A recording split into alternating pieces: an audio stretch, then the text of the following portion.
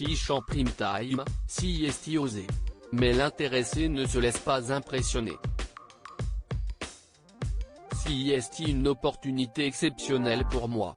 Et puis ça va me rappeler des souvenirs, commente cette virtuose du violon de bientôt 40 ans qui a été invitée à la cérémonie à 2 reprises.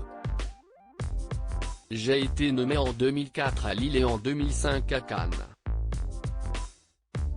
La première fois, l'une de mes cordes a lâché 30 secondes avant la fin de la pièce. Je me suis alors tourné vers le premier violon et si est avec son instrument que j'ai fini. Aucune larme au coin de ses beaux yeux ce soir-là mais sur son visage, un magnifique sourire. Des applaudissements nourris l'honneur même félicité, sous l'œil de Frédéric Lodéon qui animait la soirée. Marina ignorait alors que non seulement elle lui succéderait un jour à la tête de la cérémonie mais aussi à France Musique où elle présente, chaque dimanche de 14h à 16h, Vous avez dit classique ? Chiche.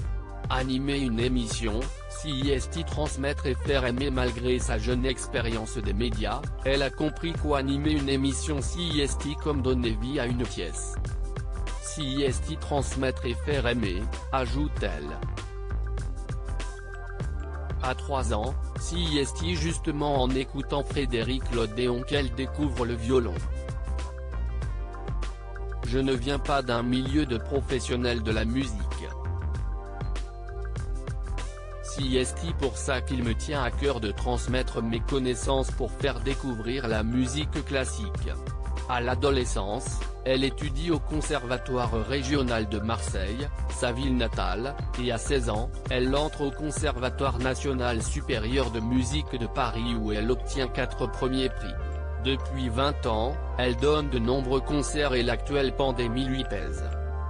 Son prochain spectacle, prévu le 20 mars à la Philharmonie de Paris, un hommage à la violoniste Ginette Neveu, disparue dans le crash de l'avion où se trouvait aussi Marcel Cerdan en 1949, pourrait être reporté. Depuis 2003, elle enchaîne les enregistrements. Sur son dernier opus, Post-Scriptum, Nomad Music, elle a réuni 18 petites pièces pour violon. Sa forte présence sur les réseaux sociaux, où elle ne montre rien de sa vie privée, ses ateliers à Sciences Po, son site.